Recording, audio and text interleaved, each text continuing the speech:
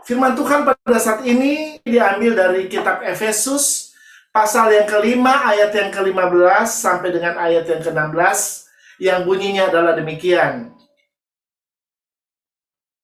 Karena itu perhatikanlah dengan seksama bagaimana kamu hidup. Janganlah seperti orang bebal, tetapi seperti orang arif. Dan pergunakanlah waktu yang ada, karena hari-hari ini adalah jahat. Saudara-saudara, kalau saya bisa kasih tema untuk khotbah pada hari ini, temanya adalah pergunakanlah waktumu. Saudara-saudara, kita akan sama-sama belajar tentang pentingnya menggunakan waktu-waktu yang ada di dalam hidup kita. Karena waktu yang ada, kalau sudah berlalu atau sudah lewat, tidak mungkin bisa terulang kembali, saudara. Ada beberapa hal yang disampaikan dalam firman Tuhan yang baru kita baca ini, tentang bagaimana kita mempergunakan waktu-waktu yang ada di dalam hidup kita. Tentang bagaimana kita mempergunakan kesempatan-kesempatan yang Tuhan berikan di dalam hidup kita. Kita perhatikan ayat yang ke-15 dari Efesus pasal yang kelima. Karena itu perhatikanlah dengan seksama bagaimana kamu hidup.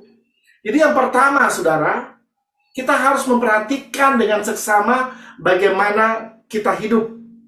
Saudara-saudara, kenapa kita disuruh untuk memperhatikan dengan seksama bagaimana kita hidup? Karena bagaimana kita hidup di dunia ini, itu sangat penting, saudara. Cara kita hidup di dunia ini sangat penting.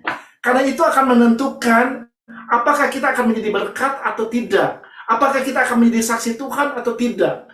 Apakah kita akan menggenapi rencana dan tujuan Allah dalam hidup kita atau tidak. Saudara-saudara, memperhatikan hidup kita dengan seksama, kata seksama ini mempunyai pengertian, kita harus memperhatikan hidup kita dengan terperinci, dengan teliti, saudara. Dengan hati-hati dalam menjalani kehidupan ini. Karena banyak orang yang hidup di dunia ini, tetapi hidup secara sembarangan, hidup asal-asalan, saudara. Sehingga mereka tidak bisa mengisi hidup mereka dengan hal-hal yang berguna. Mengisi hidup mereka dengan hal-hal yang bermanfaat. Dan tidak bisa menggenapi tujuan dan rencana Allah di dalam hidup mereka. Yang pada akhirnya, hidup mereka, waktu-waktu yang Tuhan percayakan dalam hidup mereka menjadi terbuang dengan sia-sia. Akibat daripada itu, hidup mereka tidak bisa memberikan dampak bagi dunia ini. Saudara-saudara, kalau berbicara tentang memberikan dampak, dampak itu tentunya bisa positif, bisa juga dampak itu merupakan sebuah dampak yang negatif, saudara.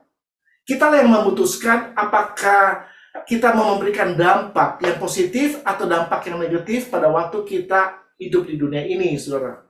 Karena hidup ini adalah keputusan. Keputusan yang benar akan membuat hidup kita bermanfaat dan bisa menjadi berkat di dunia ini. Tetapi keputusan yang salah itu bisa membuat hidup kita menjadi terbuang dengan sia-sia. Kita tidak bisa menjadi berkat, tidak bisa memberikan dampak bagi dunia ini. Tentunya saya percaya Tuhan mau supaya kita bisa memberikan dampak yang positif bagi dunia ini. Amin. Dan saya percaya kita semua juga mau supaya pada waktu kita hidup di dunia ini, kita memberikan dampak yang positif bagi dunia ini. Amin. Haleluya. Saya percaya kita semua mau memberikan dampak bagi dunia ini. Saudara, pada waktu kita hidup di dunia ini, kita harus bisa menjadi saksi Tuhan. Di mana orang-orang di sekitar kita bisa melihat kehidupan Kristus di dalam hidup kita dan menjadi percaya kepada Tuhan. Keberadaan kita di dunia ini adalah untuk menjadi saksi Tuhan, untuk menjadi perpanjangan tangan daripada Tuhan. Kita dipanggil untuk menjadi terang bagi dunia ini. Kalau kita baca di dalam kitab Matius pasal yang kelima ayat yang ke-14, kitab Injil Matius pasal yang kelima ayat yang ke-14, kamu adalah terang dunia. Kota yang terletak di atas gunung tidak mungkin tersembunyi. Saudara-saudara, menjadi terang bagi dunia ini itu seperti kota yang terletak di atas gunung, kata firman Tuhan ini. Ya, kota yang terletak di atas gunung itu bisa dilihat dari segala arah. Ya, dari segala penjuru Anda bisa melihat.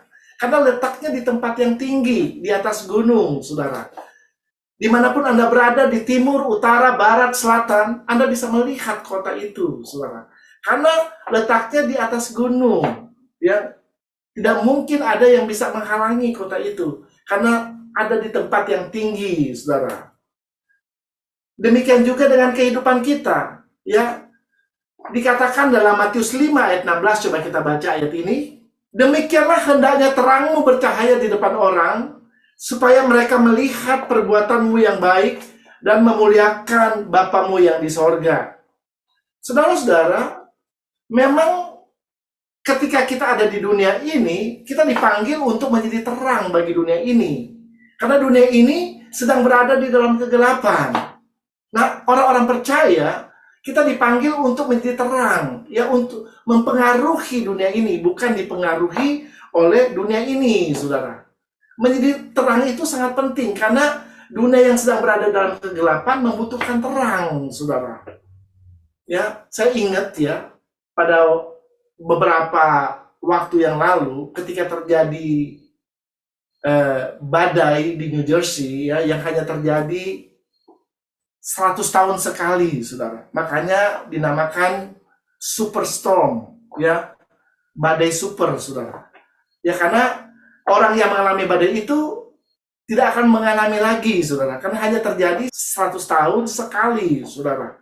Nah, pada waktu badai itu terjadi, saudara, itu banyak rumah, ribuan, bahkan ratusan ribu rumah yang mati lampu, saudara. Ya, kehilangan listrik, saudara.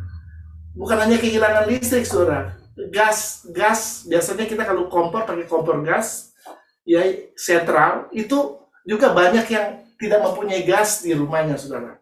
Nah, pada waktu mati lampu itu, keadaan pada waktu itu di winter time, saudara. Dan keadaan sangat dingin. Berarti kalau mati lampu, heaternya juga mati, saudara. Pemanas yang ada di rumah-rumah pada mati, saudara. Jadi rasanya, kalau nggak ada pemanas itu rasanya dingin, ya. Saya tidur itu pakai jaket sampai berlapis-lapis, saudara. Karena keadaan waktu itu sangat dingin, saudara. Belum lagi kegelapan, ya, karena nggak ada listrik, saudara. Ya, rasanya nggak enak pada waktu tinggal di dalam kegelapan, saudara. Ya, makanya kita membutuhkan terang. Saudara-saudara, Tuhan mau memakai kehidupan kita untuk menjadi terang bagi dunia ini, ya. Kita mau dipakai untuk menjangkau jiwa-jiwa yang sedang berada di dalam kegelapan. Tuhan mau memakai hidup kita untuk menjadi perpanjangan tangan daripada Tuhan, supaya orang-orang bisa melihat perbuatan baik yang akan dilakukan Tuhan melalui hidup kita. Tujuannya hanya satu, saudara, supaya nama Tuhan dipermuliakan. Amin. Tadi firman Tuhan mengatakan di dalam Matius 5 ayat 16, supaya mereka melihat perbuatanmu yang baik dan memuliakan Bapamu yang di surga. Haleluya. Saudara, yang kedua, kita masih lihat di dalam ayat yang ke-15. Yang pertama tadi adalah perhatikan dengan seksama bagaimana kamu hidup. Yang kedua, janganlah seperti orang bebal, tetapi seperti orang arif. Saudara-saudara, perintah Tuhan kepada kita, ya, sebenarnya ini adalah surat dari Rasul Paulus kepada jemaat di Efesus. Ya, tetapi ini juga ditujukan kepada setiap orang yang percaya, ya. Kata jangan ini berarti ini adalah sebuah kata perintah, dan kalau Tuhan berkata jangan, artinya itu harus kita lakukan, saudara. Ya, kita harus taati apa yang Tuhan perintahkan di dalam hidup kita. Kalau dikatakan janganlah seperti orang bebal atau orang bodoh, tetapi seperti orang arif atau orang bijaksana, kita jangan menjadi orang yang bodoh, atau haruslah kita menjadi orang yang bijaksana. Orang yang bodoh selalu menyia-nyiakan kesempatan yang ada di dalam hidupnya. Selalu membuang-buang waktu yang ada yang Tuhan percayakan di dalam hidupnya. Tetapi orang yang bijaksana adalah orang-orang yang tahu mempergunakan waktu-waktu yang ada di dalam hidupnya. Ya, orang bijaksana adalah orang-orang yang tahu mempergunakan kesempatan-kesempatan yang Tuhan berikan di dalam hidupnya dengan bijaksana, saudara. Ya, Tuhan mau kita menjadi orang yang bijaksana, bukan orang yang bodoh. Nah, selanjutnya kita lihat ayat yang ke-16. Ini yang ketiga, saudara. Dan pergunakanlah waktu yang ada, karena hari-hari ini adalah jahat. Pergunakanlah waktu yang ada, karena hari-hari ini adalah jahat. Saudara-saudara, Alkitab mencatat bahwa kita sedang hidup di hari-hari yang jahat. Ya, dimana kalau kita lihat keadaan dunia saat ini bukannya semakin membaik, tapi semakin memburuk, saudara. Ya, dunia ini dimana kalau kita lihat kejahatan semakin merajalela di mana-mana, dosa semakin hari semakin meningkat, saudara. Dan memang itu sudah disampaikan terlebih dahulu di dalam kitab 2 Timotius, dikatakan bahwa hari-hari terakhir akan datang masa yang sukar. Atau dalam bahasa Inggrisnya diterjemahkan, masa yang sukar ini diterjemahkan dengan dangerous time. Masa-masa yang penuh dengan bahaya. Ya, di mana akan ada kegelapan di dunia ini, saudara. Ya, dosa akan semakin bertambah-tambah.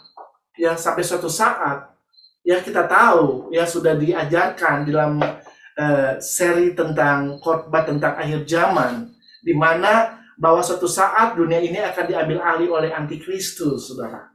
Nah, di mana dunia itu akan berada benar-benar dalam kegelapan, saudara. Oleh karena itu, selama hari masih siang, firman Tuhan berkata, marilah kita bekerja. Ya, kita bekerja selama hari masih siang, karena akan ada waktunya malam akan tiba, saudara, di mana kita tidak bisa bekerja lagi.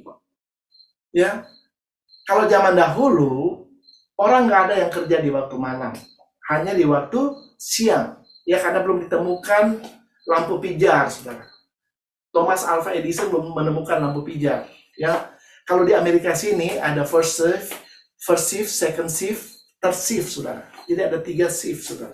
Ada orang yang kerja dari pagi sampai siang, dari siang sampai tengah malam, dan tengah malam sampai pagi, saudara. Ada. Ya, dan banyak orang-orang Indonesia yang bekerja seperti itu di sini. Ya, saya nggak tahu kalau di Indonesia sudah ada yang seperti ini. Ya, mungkin ada ya, tapi mungkin shift jarang kali ya. Mungkin first shift atau shift pertama ada, shift kedua juga ada, tapi mungkin shift ketiga nggak ada kali ya di Indonesia ya. Mungkin ya, saya juga nggak tahu ya. Saudara yang tahu, ya, yang tinggal di Indonesia. Ya, tetapi kalau di sini ada. Ya, shift 1, shift 2, shift 3, saudara.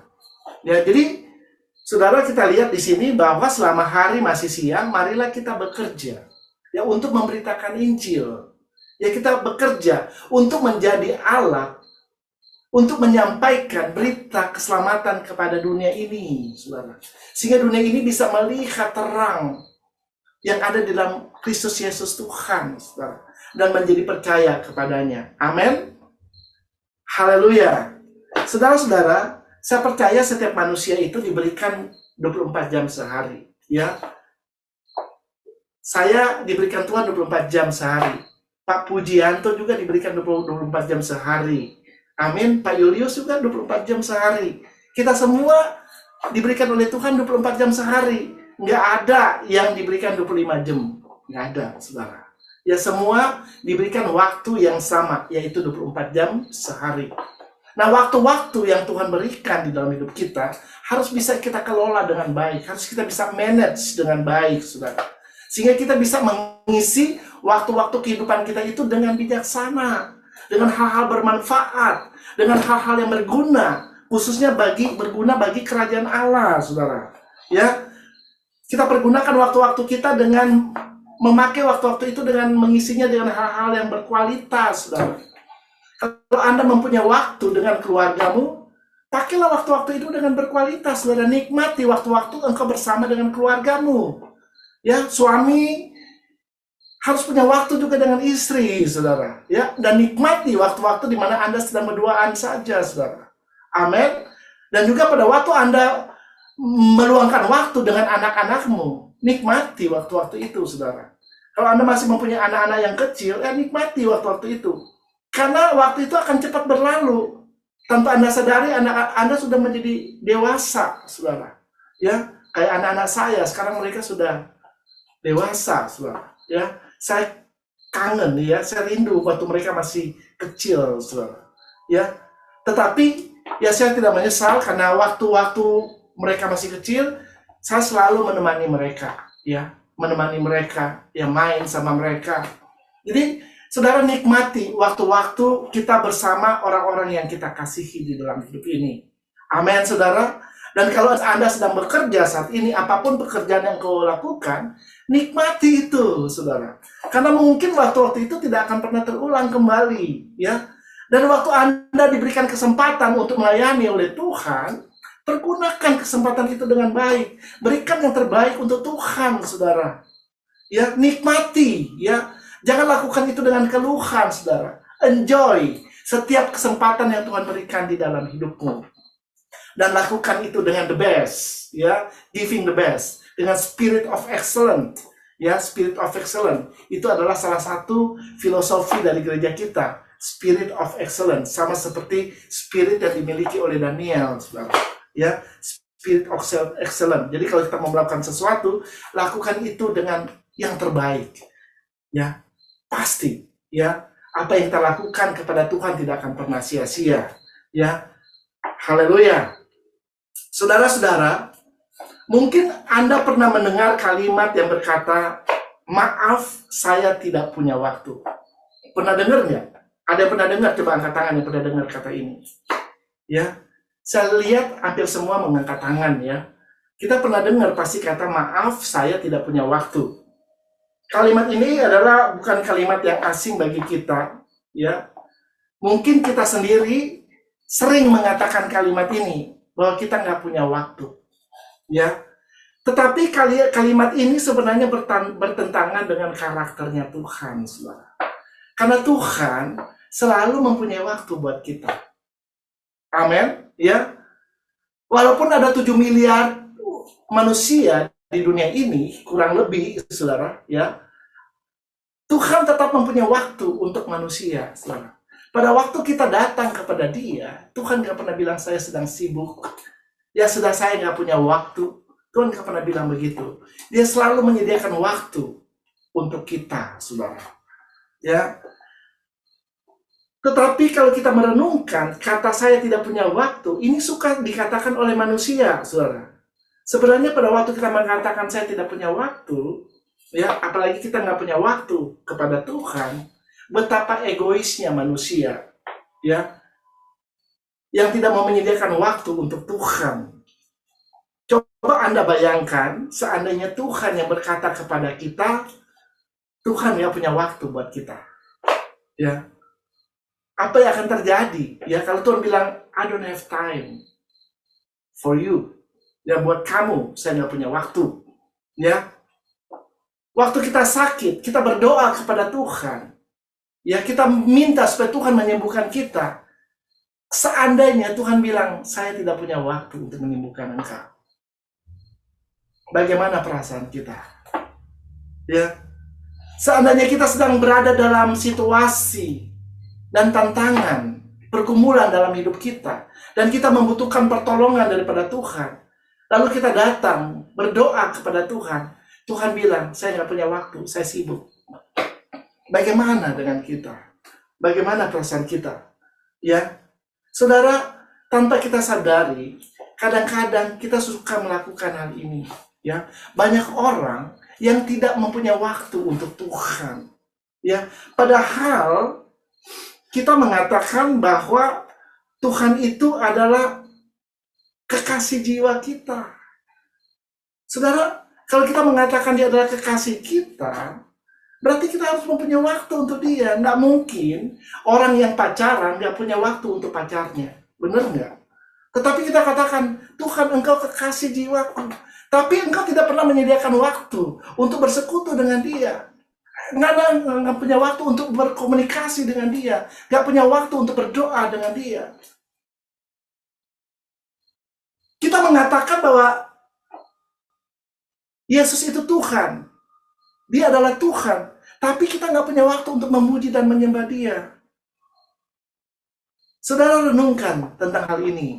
Ya, padahal Tuhan selalu punya waktu buat kita. Karena Dia baik. Ya, Dia selalu memperhatikan kita. Dan pada waktu kita datang kepada Dia, Dia langsung menolong kita. Dia selalu punya waktu buat hidup kita. Ya, saudara-saudara, Tuhan memberi kepada kita lebih dari cukup waktu.